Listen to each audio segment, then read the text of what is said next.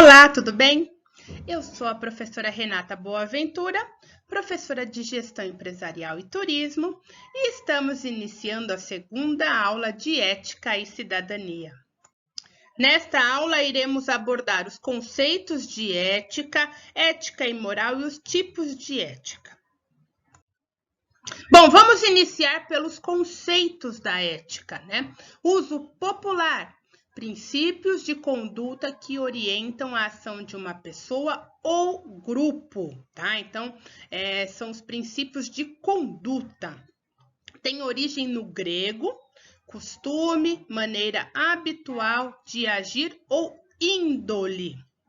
Significado próximo de moral, que vem do latim mos e mores, ou seja, normas que representam o comportamento esperado.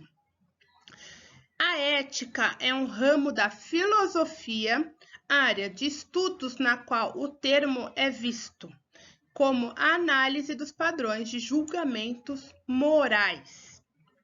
Sendo assim, moral é o conjunto de normas que exprimem as formas de agir e que são consideradas desejáveis em uma sociedade. O que pode ser considerado certo ou errado? Ora, cada um de nós tem sua própria ética baseada nas regras impostas pelo grupo do qual fazemos parte, cujas ações se fundamentam na cultura transmitida de geração a geração e que nos diz o que é certo ou errado, o que é bom e mal, o que é certo e errado, o que é justo e injusto. A ética é usada como objeto de análise dos atos humanos, que podem ser entendidos como as ações que as pessoas decidem colocar em prática. Não inclui ações involuntárias, deficientes ou pessoas sob coação. A ética é um estudo filosófico prático. A ética não existe com o objetivo principal de mudar o comportamento humano. A meta da ética consiste na definição das regras socialmente desejáveis para a ação e não no processo de execução dessas regras. O direito pode transformar algumas destas normas sociais em leis. Portanto, ser ético significa ser um agente social cujas decisões são fundamentadas na moral do grupo ou a qual pertence e são formadas as tomadas de valores e interesses que busquem o bem comum.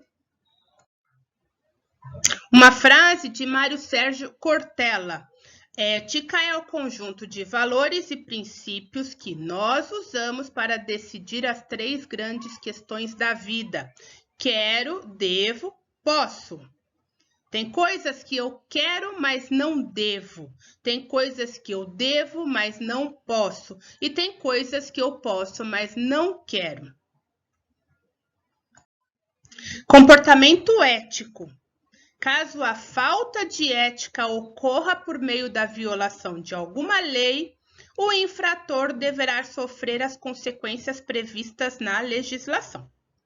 Em casos onde a falta de ética não é ilegal, a penalidade vem através de sanções sociais.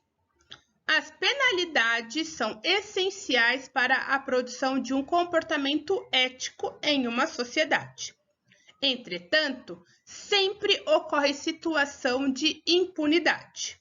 Caso a impunidade seja elevada, maior é a transgressão das normas éticas. Os indivíduos fazem cálculos de custo e benefício ao escolher se irão ter um comportamento ético.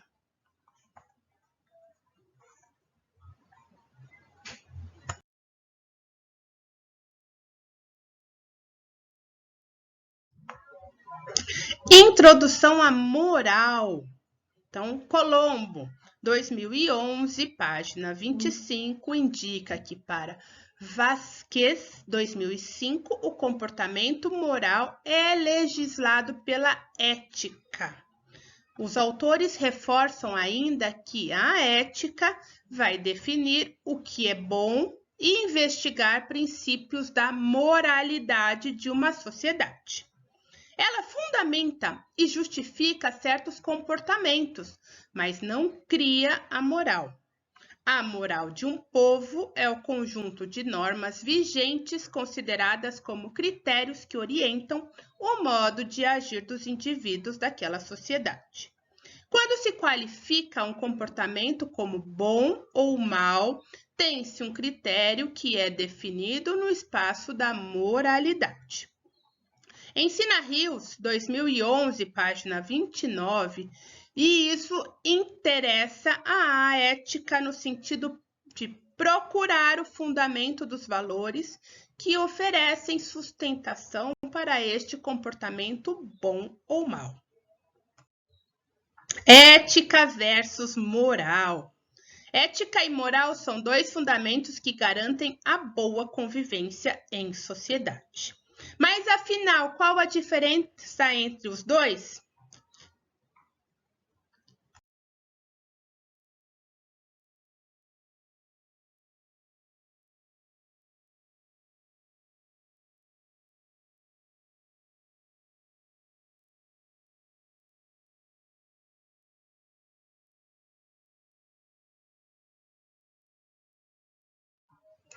Bom, aqui nós temos as diferenças bem distintas. Ética é o princípio, a moral é a conduta. Ética é permanente, moral é temporal. Ética é o universal, a moral é cultural. Ética é regra, moral é conduta da regra.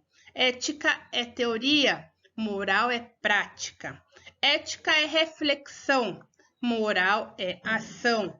Ética trata do bem versus mal, moral trata do certo e do errado. Quais são os tipos de ética? Podemos separar em 3 grupos: pessoal, grupo e profissional. Vamos entender um pouquinho de cada um deles. Ética pessoal. Então, são os princípios que norteiam a vida de um indivíduo. Por exemplo, quando vocês se perguntam: como buscarei a minha felicidade? Em quais princípios irei respaldar minhas ações? As respostas que obtiver a esses questionamentos pode apontar a sua ética pessoal. Em outras palavras, a ética pessoal funciona como uma bússola que orienta o indivíduo a proceder segundo alguns princípios pré-estabelecidos por ele mesmo. O indivíduo cria na mente uma espécie de central de análise, onde as situações passam por avaliações internas que buscam moldar a concepção sobre um determinado aspecto. A ética pessoal pode ser influenciada, moldada positiva ou negativamente pelas experiências, educação, treinamento e pressão de grupo. O ideal é que a ética pessoal perpasse sempre pelo respeito à dignidade da pessoa humana, às diferenças culturais e aos pontos de vista do outro. Ética de grupo consiste nos princípios que orientam o comportamento dos membros de um grupo. São os padrões subculturais, como a linguagem, os rituais, que são adotados pelos integrantes. Normalmente, o novato, quando chega a um setor, sofre pressão do grupo para que se ajuste aos padrões. Bom, vamos ver alguns exemplos. Quem nunca viu algumas pequenas corrupções que nós temos aqui no Brasil? Falsificar carteirinha de estudante não é correto. Se não é estudante, não tem direito à carteirinha. Roubar TV a cabo, gatunete, não é correto. Comprar por produtos falsificados. Estes são alguns pequenos exemplos que nós temos no nosso dia a dia que não é correto.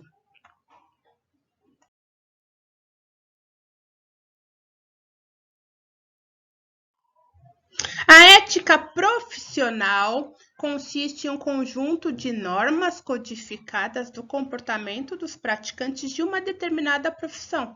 Advogados, médicos, militares, por exemplo, possuem seus códigos de ética que dizem de forma expressa quais são os princípios que devem ser respeitados pelos profissionais daquela determinada área. Então, a ética profissional busca regulamentar o relacionamento entre os profissionais, cultivar e preservar a imagem da instituição, visando o respeito à dignidade de uma pessoa e a construção do bem-estar no contexto sociocultural em que o profissional está inserido.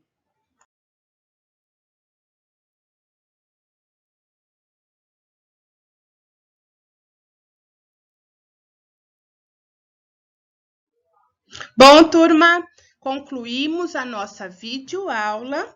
Na nossa aula online será abordado tudo isso e muito mais. Espero todos. Até a próxima!